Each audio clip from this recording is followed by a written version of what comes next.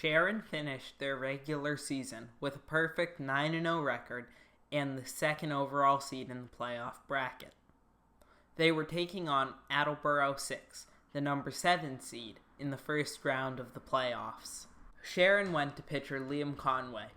In Liam's 2 regular season appearances, he accounted for 18 outs, third most on the team, and averaged an impressive 1 2/3 strikeouts per inning, second most on the team. On 3 consecutive strikes, Liam got Attleboro's leadoff hitter to hit a high fly ball to Luke Mexel at shortstop. Luke called off the other infielders and made the catch for the first out of the inning. Liam struck out the second batter looking on a beautiful strike straight down the middle of the strike zone. 1 pitch later, Liam got the ground ball down the second base side, made the play on the ball, and threw it to Reese covering first for the final out of the half inning. The score was 0-0. Leadoff hitter Seth Bonner worked a full count before being walked and putting the first batter on base for Sharon. Jake Nevins batted second. In the regular season, Jake led the team in balls hit into play with 25. Seth successfully stole second and third bases on consecutive passed balls, one that just squeaked under the catcher, the second one all the way back to the backstop. Jake popped up in front of the shortstop, who could not make the play, and Jake arrived at first. Although there was no play, Attleboro attempted to throw to first, giving Seth the opportunity to score from third. On a wild pitch, Jake stole second, and then continued to third on the overthrow. Luke drove a single into center field to bring in Jake from third.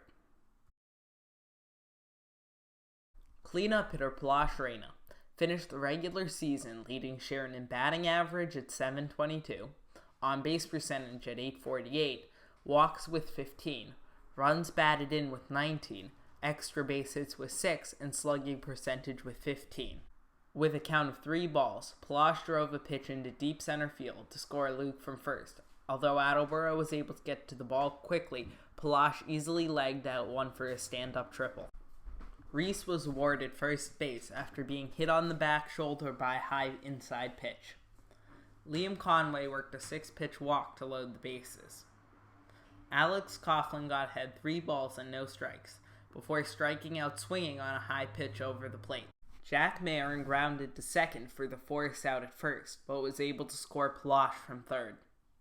Zach Loomis walked on 4 pitches to reload the bases, but Sharon was unable to capitalize further as Jared Marcus grounded to second for the force out at first for the third out of the inning. After 1 inning, Sharon led Attleboro with a score of 4-0. Liam returned for the top of the second inning.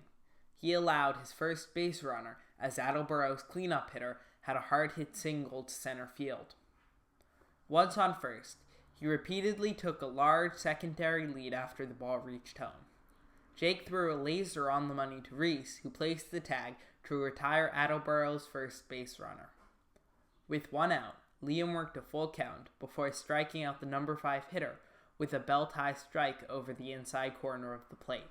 The number 6 hitter then hit weakly to Reese at first, who made a play on the ball and was able to tag the bag before the base runner for the third out of the inning.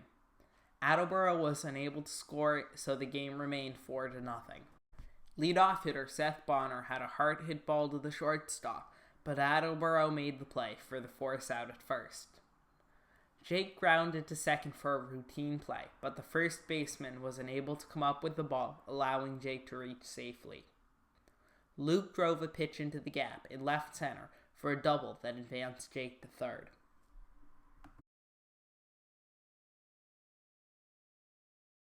Palash hit a grounder to second, but this time they were able to make the play at first, but this allowed Jake to score from third for Sharon's 5th run of the game. Reese pulled a ground ball to the shortstop, who fielded it cleanly and made the throw to first for a very close play.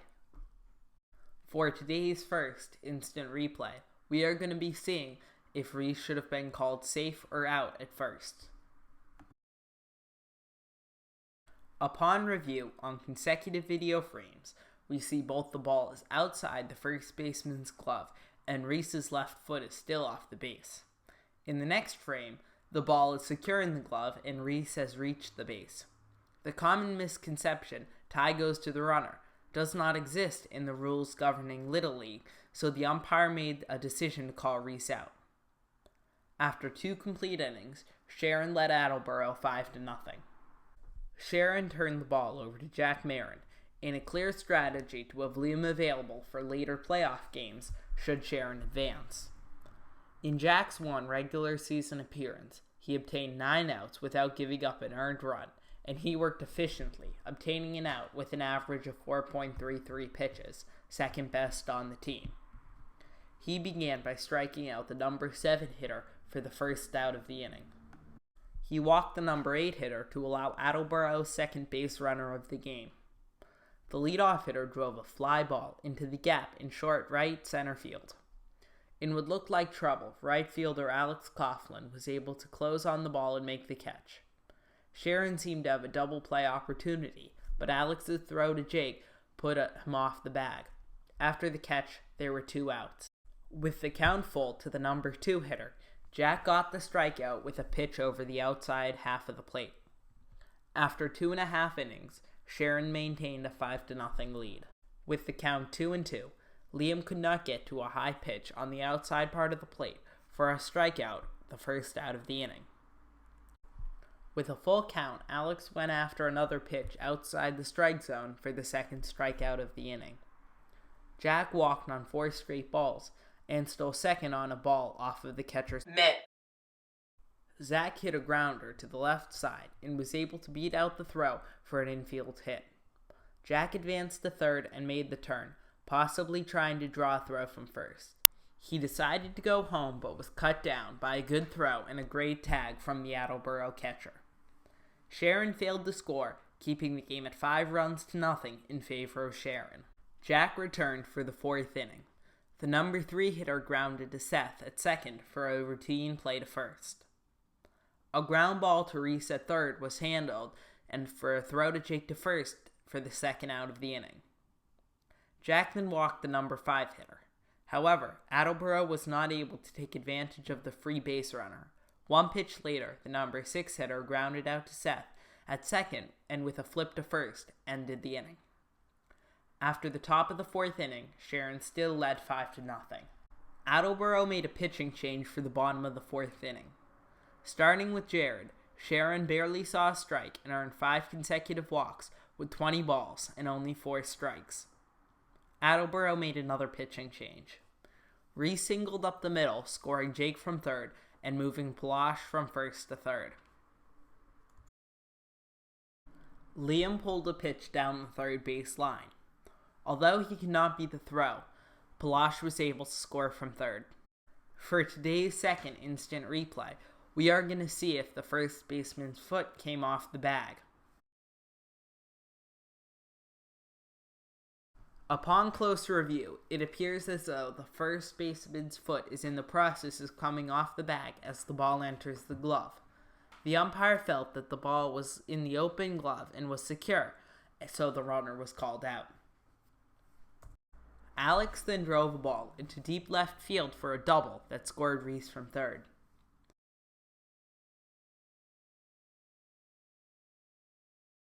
Jack rounded to third and used his speed to reach first. That advanced Alex to third. Zach got under a pitch and popped up to the pitcher. In his second at-bat of the inning, Jared singled to right field to score Alex from third. Seth popped up to the infield, giving the third baseman a chance for a nice diving catch for the third out of the inning. With 7 more runs in the books, Sharon now led Attleboro by a score of 12-0. Jack continued into the 5th inning. The number 7 hitter lined a pitch to Palash at second, who made the play on 1 hop and threw it to Jake to first for an out. The number 9 hitter walked, but there was no consequence. Jack struck out the leadoff hitter with 5 pitches, and the number 2 hitter on 5 pitches for the final outs of the game. With a lead of 10 runs in the 5th inning, Sharon won the game by a mercy rule. The final score was 12-0.